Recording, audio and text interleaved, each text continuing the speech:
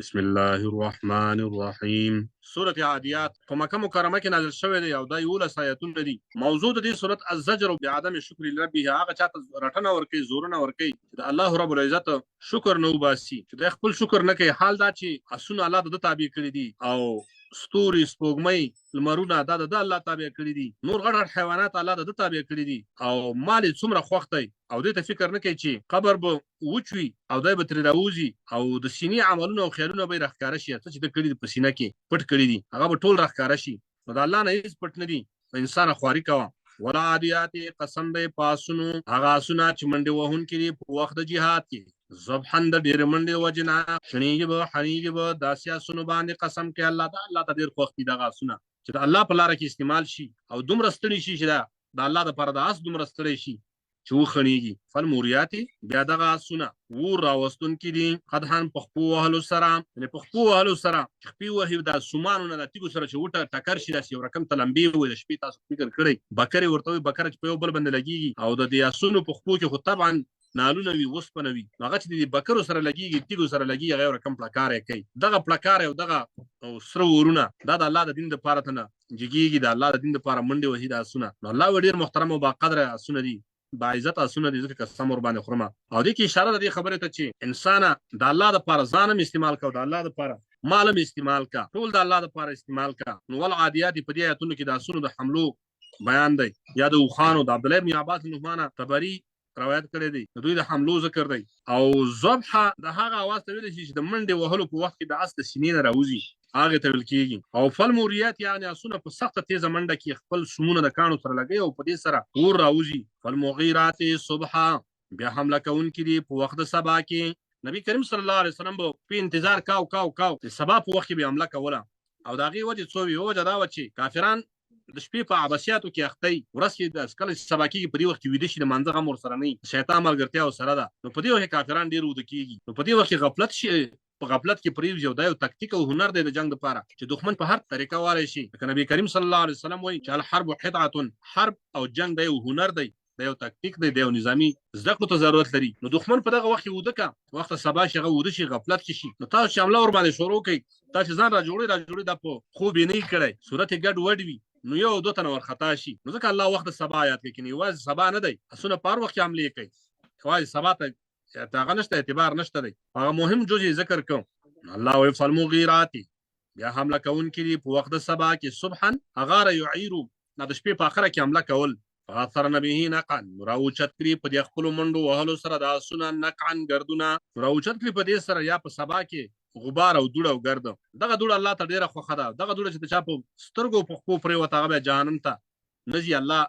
نبي وایي چې نه جمع کوي الله پاک دا ګرد او د جهنم اور سره نه جمع کېږي. فوسطن به جمع نو په منځ ته ننوځي په دې غبار کې جمع نه ډلې د کافرانو ته، دغه د مجاهدینو آسونه دا په منډه ورننوځي د هغوی د دسته جمعۍ ته او د دې هغه ته. دې کې اشاره ده شجاعت او زړورتیا د مجاهدینو ته، او اشاره ده دې ته چې مال او وس الله دې دپاره درکړی چې د الله دپاره استعمال کوه، د الله دپاره یې وساته. او اشاره ده دې دپاره چې ځان مال دې دپاره ولګوه چې الله اسلامي نظام قایم کړي، چې په هغې کې بیا د هر چا حقوق ژوندي دي، د حیواناتو، د انسانانو، د کافرانو، د مسلمانانو، د نارینهو، د زنانو، ماشومانو، د غټانو په صحیح معنی چې کله اسلامي نظام حاکم شي ټولو ته پکې رحمت دی. لکه زموږ ستاسو پیغمبر ته رحمت العالمین ویل شوی دی، او په عالم کې کافر هم راځي، نبي علیه السلام د کافرانو دپاره هم رحمت دی، او د مفرقانو، د یهودو او نصاراو دپاره هم رحمت دی، د ټولو دپاره رحمت دی. نو په دې سره رحمت راځي. نو فاثرن به نقعا په دې سره ګردونه جو کوه. فوسطن به جمع نه ده، هغوی په منځ کې ورنوځي، دسته جمعۍ په منځ کې ورنوځي. الله وایي ان الانسان یقینا انسان چې دی لربه د رب خپل دپاره ډېر ناشکره دی.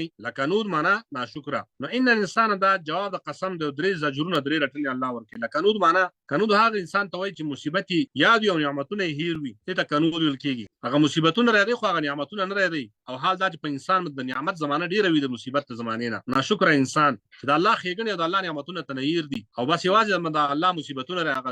تکلیفونه او عذابونه راځي چې دا تکلیف او دا تکلیف او دا تکلیف، دغه ته کنود ویل کېږي. مناسبت د قسم او د جواب د قسم دا دی چې ستا دپاره ځان وژني او ستا خبره مني، او ته د خپل مولا تابعداري نه کوي، ته د هغه نه سرکشي کوي. ګوره اس تا نه سرکشي نه کوي، خو ته د خپل رب نه سرکشي کوي. دا ولې کوي؟ وایي انسانه وانه على ذلك او یقینا هغه شهید خامخ خبردار دی وانه لحب الخير لشدید یقینا هغه د محبت د مال لپاره ډیر سخت دی د انسانیت ان الانسان لربه لکنود وانه یقینا د انسان چې على ذلك لشهید په دې ټول حالاتو باندې دا بیان شو دا ور باندې گواه دی او خبردار دی وانه د انسان چې لحب الخير لشدید د محبت د مال سره ډیر مینه کوونکی دی انسان طبيعت دا دی چې مال ډیر خوښ دی فلا يعلم آیا نه پوهیږي دا اذا بوصرام چې راپورته وکړی شي هغه څوک چې په قبرونو کې دي ما فی القبور فلا علم اوس کافر او ناشکر بنده ته رټنه ورکي او هغه ته په آخرت کې په خپل انجام باندې د خپل نتیجه باندې د سوچ کولو دعوت ورکي د لپاره چې د ګناهونو توبه وباسي او خپل رب طرف ته رجوع وکړي خپل اصلاح وکړي او د آخرت د کامیابولو فکر وکړي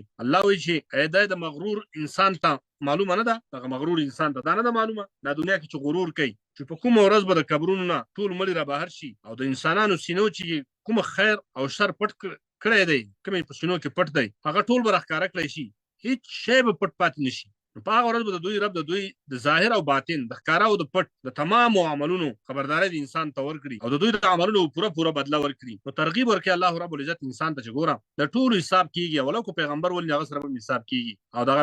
د مال سره مینه فطرتي ده خو دا فطرت بیا هم ستا په لاس کې الله تعالی ته دې اختیارات درکړي په خپل اندازه کې استعمال کا الله ویا فلا يعلم پیدا نه پوهیږي دا ما بوخره کله چې راپورته وکړی شي هغه څوک چې په قبرونو کې دي وحصل او راښکاره وکړی شي ما هغه خبرې ما هغه رازونه چې صدور چې په سینو کې دي پټ پراته دي په دنیا کې چاته نو ښکاره شي هغه به الله ټول راښکاره که خلکو ته به وښیو مجسم شکل باندې نو بیا سوال راغی چې پټ سینو کې پراته دي دا به څنګه راښکاره کیږي او دا به څنګه مجسم کیږي او دا به څنګه خلکو ته ښکاره کیږي نو الله رب العزت چې ان ربهم یقینا رب د دوی بهم په دوی باندې یوم په دغه ورځ د قیامت باندې له خبير خامخه خبردار دی ولې په دنیا کې خبردار نه دی څنګه په دنیا کې خبردار دی او په دغه ورځ باندې خبر څنګه دی خلکو ته واضح شي او خلکو ته معلومه شي او دا هر څه به الله راښکاره کا او دا هر څه به خلکو ته وړاندې شي نو الله په دې خبره کې اشاره ورکړي چې ګوره مخکې سورۃ سلم ته هغه دا وه چې په هغې کې هم د ذرې بیان وشو دلته هم د ذرې بیان کړي چې ذره په الله پټه نه ده هر څه الله ته ښکاره دي نو ذره چې به پټه نه ده غټې خبرې خو خامخا ورته ښکاره دي نو انسانه خپل ځان سره فکرمند شه وګوره داسې نه چې په عذابونو کې راګیر شي